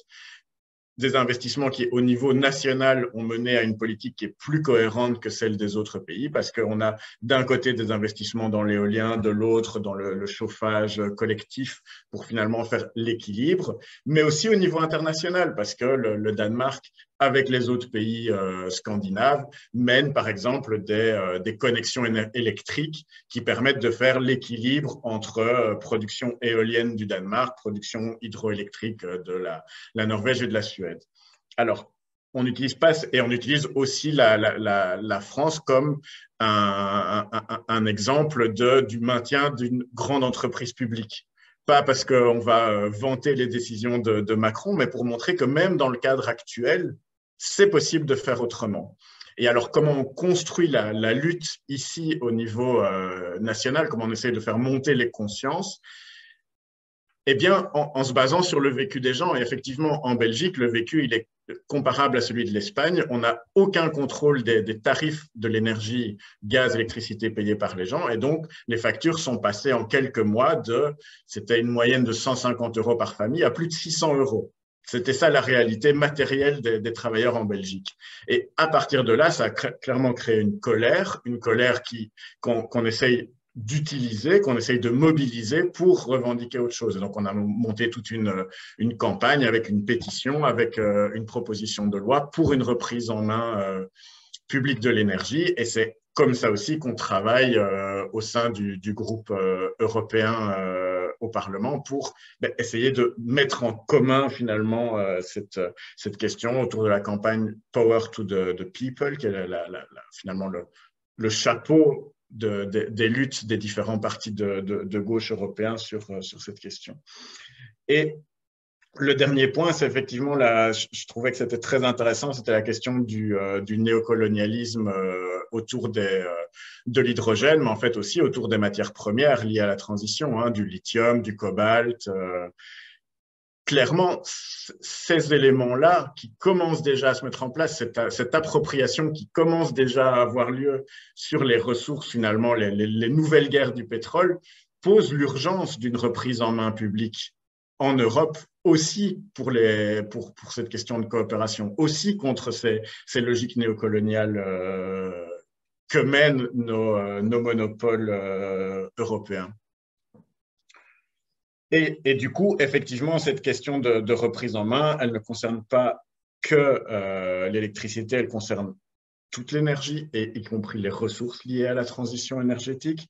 Et elle ne concerne pas que les initiatives locales, mais elle est nationale et même au-delà au-delà des limites européennes. En fait, c'est une question d'avenir énergétique, d'avenir industriel et d'avenir démocratique. Mais on essaye de le construire en partant finalement des réalités matérielles des travailleurs, des familles ici en Belgique, par exemple. Merci beaucoup. Marie-Claire, tu souhaites… Oui, sur 2-3 points rapidement. Peut-être revenir sur le pôle public, je suis peut-être passée un petit peu rapidement, mais oui, enfin, le pôle public tel qu'on l'envisage, c'est qu'on prend toutes les énergies. Parce qu'effectivement, sinon les énergies elles vont se faire concurrence les unes avec les autres. Qu'est-ce qui s'est passé à Libération? Il y a eu une vision de dire que l'énergie c'était nécessaire pour reconstruire le pays. Donc il y a une nationalisation EDF, GDF, électricité, gaz. Mais l'idée c'est d'avoir d'une part des entreprises verticalement intégrées parce que c'est l'optimum technico-économique, c'est-à-dire qu'on avait dans la même entreprise la production, le transport, la distribution, la commercialisation et puis la recherche, quoi. Hein.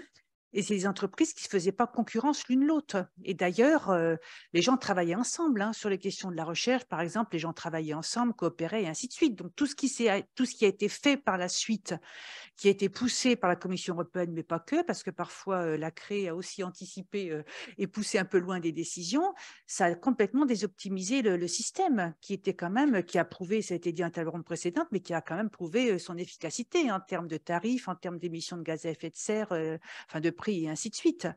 Donc l'idée, c'est qu'effectivement, parce que je me souviens hein, quand il y a eu à un moment donné la fusion de GDF avec Suez, pour lequel d'ailleurs on s'est largement battu à la CGT, mais pas que.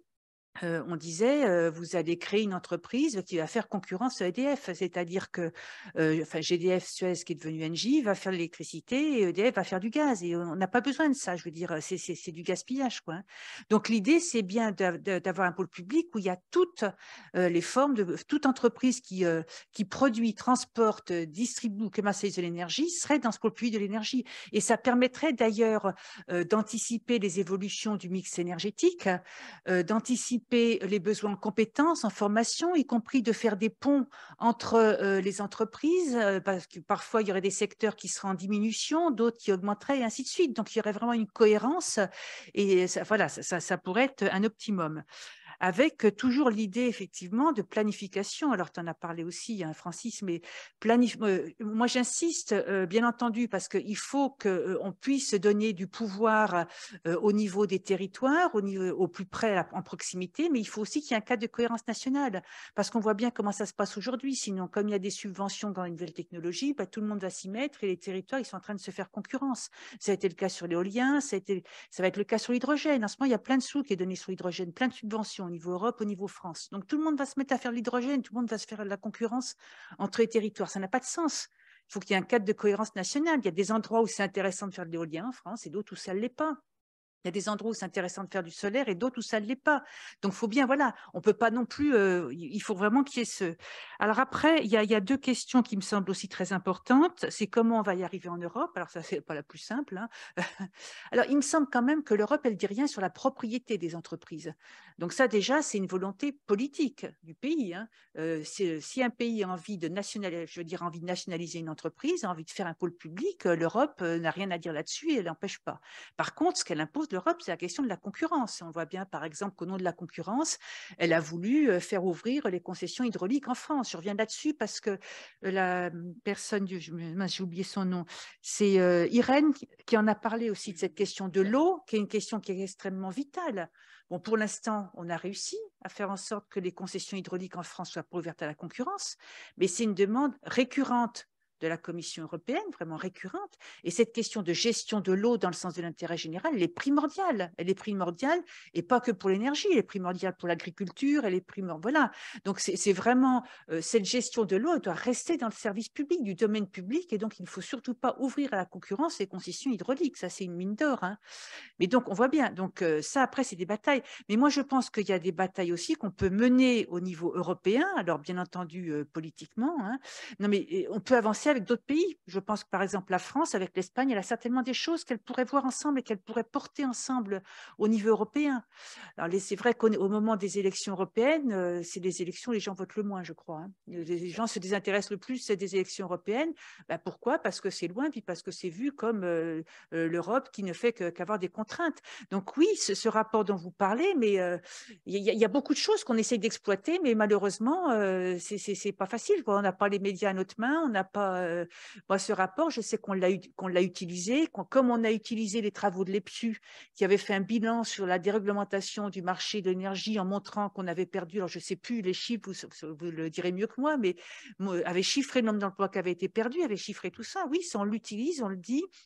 Nous, les choses qu'on a essayé de faire à la CGT, justement, c'est de populariser ces choses-là et de faire des petits tracts, mais très populaires, en expliquant pourquoi les tarifs augmentaient de l'énergie, et d'aller sur les marchés, d'aller voir les gens, de faire des rencontres, de faire des débats, parce que justement, l'énergie, ça concerne tout le monde. Donc, il faut vraiment qu'on arrive à avoir ces débats et que ce ne soit pas que des débats spécialistes, qu'on dise, oh là là, c'est trop compliqué, les gens ne vont pas comprendre. Non, non, les gens, ils peuvent très bien comprendre si on leur explique et si on fait ça ensemble. Alors, il y a une question qu'a posée Michel, mais à mon avis, c'est une question qui est centrale et qui n'est pas simple non plus, c'est la question des investissements. Hein. Parce qu'effectivement, cette question de bataille autour des taux d'actualisation, des investissements, enfin des financements, pour que ça ne soit pas non plus, comme l'a dit Mathieu, une socialisation des pertes, parce qu'il y a des investissements énormes à faire dans le domaine énergétique. Et puis, il va y avoir des coûts échoués aussi. Donc ça, c'est vraiment une question qui est centrale. C'est pour ça d'ailleurs que nous, à la CGT, on parle d'un pôle public financier. Voilà, il y a des idées quand même pour pouvoir faire ces investissements et pas dépendre des marchés financiers, pas faire ça à des taux exorbitants et ainsi de suite. Donc, mais c'est vrai que c'est une question qui est extrêmement importante. Et puis juste pour finir, moi, je pense qu'effectivement, sur les questions énergétiques, il ne faut pas y rentrer par l'angle technologique. Il faut y rentrer par l'angle de la réponse aux besoins dans le cadre de la réponse aux défis environnementaux qui sont posés. Parce que je pense qu'il y a les deux. Il faut répondre aux besoins des populations, en France, en Europe, dans le monde, parce que ça a été rappelé par plusieurs. Il y a encore, en France, il y a 13 millions de précaires énergétiques. En Europe, je ne sais plus si c'est 250 ou quelque chose comme ça, c'est pas rien. Et puis dans le monde, il y a encore 1 milliard de personnes qui n'ont pas accès à l'électricité. Et 1 milliard de personnes qui n'ont pas accès à l'électricité, et puis 2 ou 3 milliards qui se chauffent avec des moyens qui sont très mauvais pour la santé. Donc, je veux dire, il y a encore un besoin énergétique, de développement énergétique énorme dans le monde, énorme, parce que l'énergie, nous on avait l'habitude de dire l'énergie c'est la vie. Mais l'énergie, c'est l'accès à la culture, c'est l'accès à l'éducation, c'est l'accès à la santé, c'est tout, quoi. Hein. Et il y a des pays qui ont besoin d'énergie et qui n'ont pas aujourd'hui cette énergie. Donc vraiment, partir de la réponse aux besoins, mais quelle forme de production d'énergie pour répondre aux défis environnementaux qui sont posés, c'est-à-dire en émettant pas ou très peu de gaz à effet de serre. En particulier, d'ailleurs, on n'en a pas parlé, mais la question de la recherche, elle est centrale. Hein. Parce que la recherche, elle va être capable aussi de nous ouvrir des possibles dans ces domaines-là. Donc, c'est le point d'entrée. On ne rentre pas, moi je suis d'accord, par les questions technologiques. Mais après, le débat technologique, à un moment donné, il n'y a pas de neutralité technologique. À un moment donné, il arrive quand même. Hein. Et il y a des choix technologiques et des choix de faire, en mode de production d'énergie, à faire et à assumer à un moment donné. Merci beaucoup. Alors, je ne sais pas trop ce que nous faisons là. Est-ce qu'il y a encore 1 ou 2 questions que quelqu'un souhaiterait poser? je n'en vois pas. Je pense d'ailleurs que ça signifie que nous avons eu une journée passionnante, mais extrêmement dense, avec un débat de très haut niveau. Et je remercie vraiment nos intervenantes et intervenants d'avoir contribué à ce débat. Voilà, donc je pense que voilà, ça signifie que bon, tout le monde considère que on a été au bout de ce qu'on pouvait faire aujourd'hui. Donc je propose de lever la séance. Donc demain matin, nous reprenons à 9 h. Comment ? 9 h précises, me dit Louise. Donc, nous serons là à 9 h précises, avec 2 débats importants. Quel rôle la France et ses entreprises peuvent-elles jouer pour favoriser la coopération nationale? Ce sont des thématiques que nous avons commencé à explorer déjà aujourd'hui. Et la dernière séance sera consacrée justement à recherche technologie. Quelle perspective et quel partage des connaissances? Quels sont les obstacles à lever? Marie-Claire avait raison de souligner que la question de la recherche est tout à fait essentielle.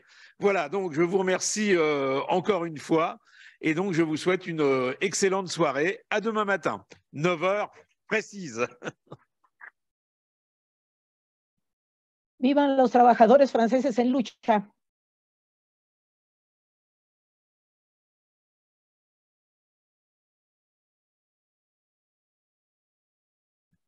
Bien, donc Muchas gracias, Sylvia.